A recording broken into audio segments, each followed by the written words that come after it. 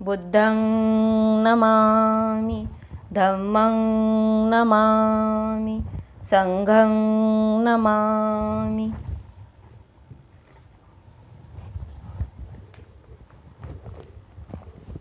धम्म की पाठशाला या धम्मवर्गामध्ये आपणा सर्वांचं स्वागत। भगवान बुद्ध आणि त्यांचा धम्म या ग्रंथाचा आपण वाचन करत आहोत, अभ्यास करत आहोत। द्वितीय खंड भाग 3 हे पाहत आहोत। आज 6 राजा प्रसेनजीत यांची धम्मदीक्षा। भगवान बुद्ध आल्याचे ऐकून राजा प्रसेनजीत आपल्या राजेशाही इतमामासह जेतवन विहारात गेले। हात जोडून वंदन करीत ते म्हणाले, माझे हे अप्रसिद्ध राज्य खरोखर आज भाग्यवान झाले आहे, कारण आपल्यासारख्या सत्याचा राजा धर्मराज जगन्नायक उपस्थित असताना या राज्यावर आपत्ती आणि संकटे कसे ओढवतील। जेतवन विहारामध्ये तथागत आलेले आहेत आणि त्यांना भेटण्यासाठी राजा प्रसेनजीत त्यांच्याजवळ गेलेले आहेत। ज्या अर्थी आता आपण मला या पवित्र चरणांचे दर्शन झाले आहे, त्या अर्थी आपल्या धम्मामृताचे प्राशन करू द्या। राजा प्रसेनजीत तथागतांना धम्माची शिकवण देण्यासाठी विनंती करतात। ऐहिक संपत्ती अनित्य आणि नाशवंत आहे, तर धर्मरूपी धन शाश्वत आणि अविनाशी आहे। त्यासाठी तथागत म्हणतात, आणि म्हणून मी माझा धम्म थोडक्यात समजावून सांगत असताना महाराजांनी माझे म्हणणे नीट लक्षपूर्वक ऐकावे व आत्मसात करावे।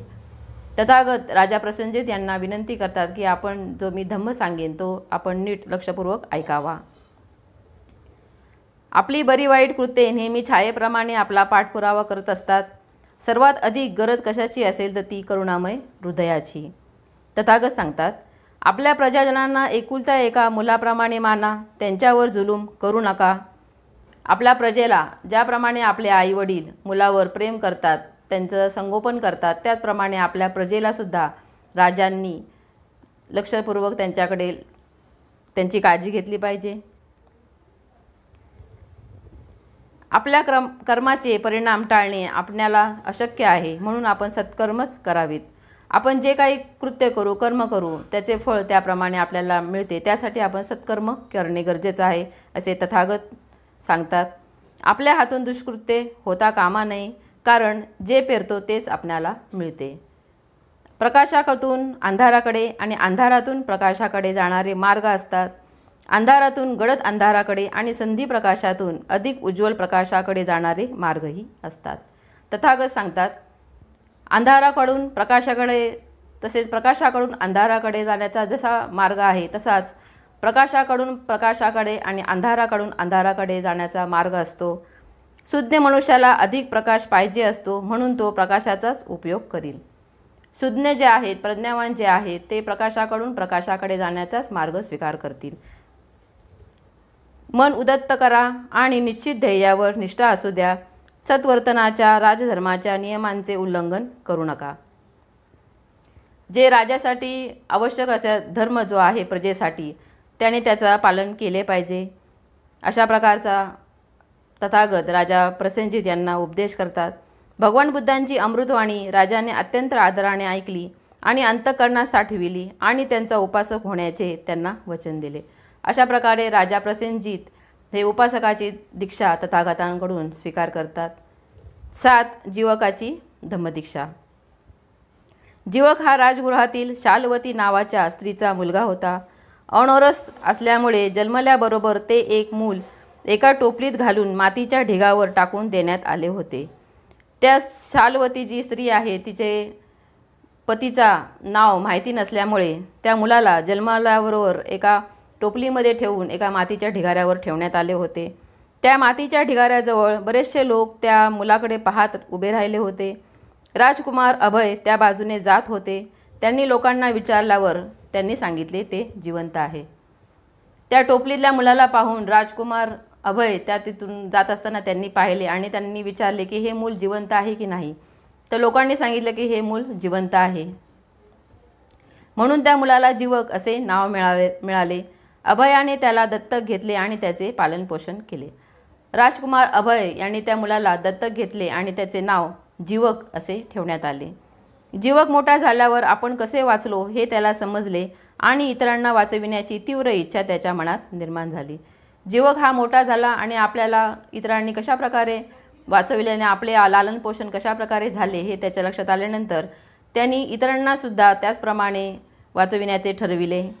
म्हणून अभयाला न कळविता आणि त्याची संमती न घेताच तो तक्षशिला विद्यापीठात गेला आणि तेथे 7 वर्षे त्याने वैद्यकीचा अभ्यास केला. तक्षशिला या विद्यापीठामध्ये जाऊन त्याने वैद्यकीचा अभ्यास केला. राजगृहाला परतल्यावर त्याने आपला वैद्यकीय व्यवसाय सुरू केला आणि थोड्याच काळात या व्यवसायात त्याने मोठे नाव कमविले आणि कीर्ती मिळविली. तक्षशिला विद्यापीठातून वैद्यकीय अभ्यास पूर्ण करून ते जीवक राजगृह या ठिकाणी आले.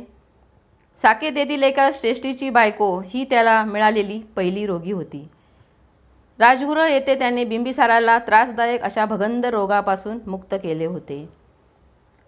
जीवकाने उल्लेखनीय असे केलेले इतर काही उपचार म्हणजे राजगृहातील एका श्रेष्ठीवर केलेली कवटीची आणि बनारस येथील एका श्रेष्ठीच्या मुलाला झालेल्या आतड्याच्या एका जुनाट रोगावरील शस्त्रक्रिया या होत. अशा भयंकर रोगांच्या शस्त्रक्रिया जीवक याने केलेल्या होत्या. त्यासाठी तो प्रसिद्ध झाला होता.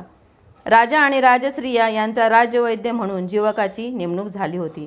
राजा आणि राजाच्या ज्या स्त्रिया आहेत यांचा तो राजवैद्य म्हणून त्याला संबोधण्यात येऊ लागले. परंतु जीवकाचा भगवान बुद्धाकडे फारच ओढा होता. त्यामुळे तो भगवंताचा आणि त्याच्या संघाचा वैद्य म्हणूनही काम करीत असे. भगवान बुद्धाच्या धम्माकडे या जीवकाचा ओढा असल्यामुळे तो त्या ठिकाणी सेवा देत असे. तो भगवंताचा शिष्य झाला. तो आजारी आणि जखमी लोकांवर उपचार करण्यास मोकळा राहावा म्हणून भगवंतांनी त्याला भिक्खूची दीक्षा दिली नाही. त्याने जे रोगी आहेत, आजारी आहेत, त्यांची सेवा करण्यासाठी त्याला वेळ मिळावा यासाठी तथागतांनी त्याला भिक्खूची दीक्षा दिली नाही. अशा प्रकारे जीवक याची धम्मदीक्षा या ठिकाणी झालेली आहे. 8. रट्टपालाचे धर्मांतर. एकदा बऱ्याचशा भिक्खूंसह कुरुक्षेत्र देशात भिक्षा मागीत फिरत असताना कुरूंची नगरी थुल्लकोठीत येथे भगवंत राहिले. कुरूंना हे समजल्यावर भगवंतांचा आदर करण्यासाठी ते त्यांच्याकडे गेले. ते बसल्यावर भगवंतांनी धम्मोपदेश केला. भगवंताचा उपदेश ऐकल्यावर थुल्लकोठीत येथील रहिवाशांच्या ब्राह्मण प्रमुखांनी भगवंताचे कृतज्ञतापूर्वक आभार मानले आणि त्यांना वंदन करून ते निघून गेले. तथागत थुल्लकोठी या ठिकाणी आलेले आहेत. त्यांच्यामध्ये तेथील एका प्रमुख घराण्यात जन्माला आलेला रट्टपाल नावाचा एक तरुण होता.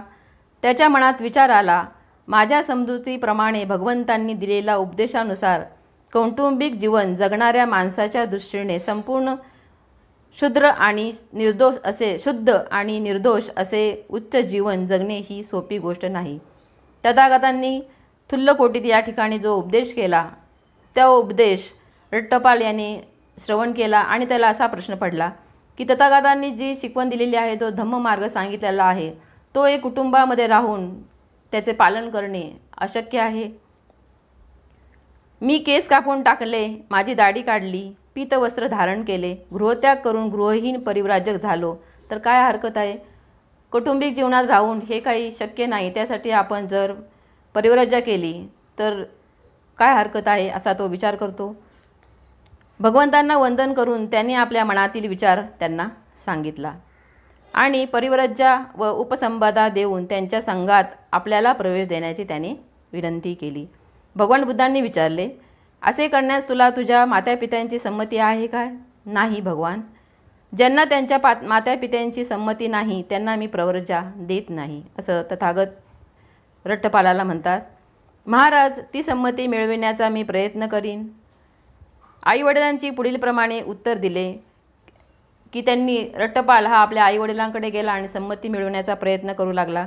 त्यावर आईवडील म्हणतात, बाळ रट्टपाला, तू आमचा एकुलता एक मुलगा आहेस आणि आमचा फार लाडका आहेस आणि त्यासाठीच आम्ही तुला संमती देत नाही अशा प्रकारचे आईवडील रट्टपालाला म्हणतात. दुसऱ्यांदा आणि तिसऱ्यांदा रट्टपालाने तीच विनंती केली आणि त्याच्या आईवडिलांनी ती पुन्हा नाकारली. त्याला भिक्खू होण्यास विरोध दर्शवीत त्याचे आईवडील त्याला उठून बसवायला विनंती करू लागले. रट्टपाल आपल्या आईवडिलांची जी नकार आहे हे ऐकून तो कोसळून खाली पडला आणि त्याला उठण्यासाठी त्याची विनवणी त्याचे आईवडील करू लागले. रट्टपालाच्या आईवडिलांनी त्यांच्या मित्रांना भेटून सगळी हकीकत सांगितली आणि त्यांनी त्याला जे सांगितले होते तेच आग्रहपूर्वक त्याला सांगण्यास त्यांना सांगितले. रट्टपालाच्या आईवडिलांनी रट्टपालाने ऐकावे यासाठी विनवणी केली. त्यांनी विचार केला की त्याच्या मित्रांकडून काही समजून सांगता येईल का. यासाठी ते त्यांच्या मित्रांना सांगतात की रट्टपालाला समजावून सांगा. त्याच्या मित्रांनी त्याला 3 वेळा विनंती केली, पण तो एकही शब्द बोलला नाही. त्याच्या आईवडिलांनी सांगितल्याप्रमाणे मित्र त्याला समजावून सांगतात, तरी पण त्यांनी काही ऐकले नाही. त्यावर मित्र आईवडिलांना सांगतात, तुम्ही जर त्याला संमती दिली तर तो भिक्खू झाल्यावर तुमच्या दृष्टीस तरी पडेल. जर तो भिक्खू होऊन राहणे त्याला आवडले नाही तर तो दुसरे काय करू शकेल. तो येथेच परत येईल, म्हणून तुम्ही त्याला संमती द्या.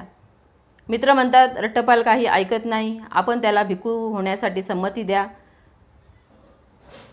ठीक आहे, आम्ही संमती देतो, पण जेव्हा तो भिक्खू होईल तेव्हा त्याने इथे येऊन आमची भेट घेतली पाहिजे. भगवंताच्या संघात त्याला प्रवेश देण्यात आला. नंतर तो भगवंताकडे गेला आणि वंदन केल्यावर एका बाजूला बसून म्हणाला, भगवंताच्या अनुज्ञेने आई वडिलांना भेटण्यास जाण्याची माझी इच्छा आहे. त्यावर तथागत त्याला अनुमती देतात. तो आपल्या आई वडिलांच्या घरी जातो. भोजन तयार आहे बाळ, सुरुवात कर, पिता म्हणतात. आणि मुलगा पोटभर जेवेपर्यंत त्यांनी त्याला उत्तमोत्तर पदार्थाचे भोजन दिले. भोजन झाल्यावर कुरु राज्याच्या मृगवनात तो परतला आणि दुपारच्या भर उन्हात तो तेथे एका झाडाखाली बसला. आपण पाहायला येण्यापूर्वी ते वन स्वच्छ करून ठेवावे असे राजाने त्याच्या पारध्याला आज्ञा दिली होती. आणि तो आज्ञाधारक शिकारी आपले काम करीत असताना तेथे एका झाडाखाली दुपारच्या भर उन्हात रट्टपाल बसला असल्याचे त्यांनी पाहिले आणि राजाला जाऊन बातमी दिली की वन व्यवस्थित आहे, परंतु ज्याच्याविषयी महाराजांनी अनेक वेळा ऐकले आहे तो रट्टपाल तेथे एका झाडाखाली बसला आहे. रट्टपाल एका झाडाखाली बसलेला आहे असा सेवक आपल्या राजाला जाऊन सांगतो. राजा त्यांना पाहण्यासाठी भेटण्यासाठी जातात. रथातून जिथपर्यंत जाता येईल तिथपर्यंत गेल्यावर राजा आपल्या परिवारासह पायी चालू लागला आणि रट्टपालाकडे आला. परस्परांना अभिवादन केल्यावर राजाने उभे राहूनच रट्टपालास एका पुष्पराशीवर बसण्याची विनंती केली. नाही महाराज, आपण तेथे बसा, माझे हे आसन आहे. आसनस्थ झाल्यानंतर राजा म्हणाला, रट्टपाल, माणसाने 4 हानी भोगाव्या लागतात की ज्याच्यामुळे तो आपल्या डोक्याचे व दाढी मिशांचे केस काढून टाकतो, पीतवस्त्रे धारण करतो आणि गृहत्याग करून गृहहीन होतो. त्या 4 हानी म्हणजे म्हातारपण, अनारोग्य, दारिद्र्य आणि नातलगांचा मृत्यू हा होय.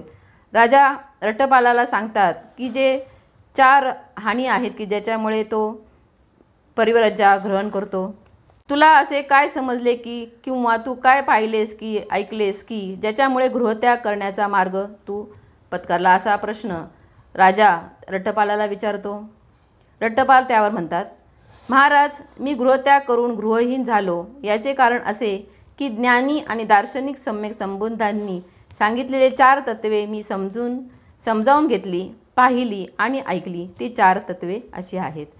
मी जे माणसाला 4 हानी आहेत त्याच्यामुळं गृहत्याग केलेला नाही, तर जे सम्यक संबुद्ध आहेत त्यांचे जे धम्म आहे तो मी ऐकला, श्रवण केला आणि ती पुढीलप्रमाणे 4 तत्वे आहेत.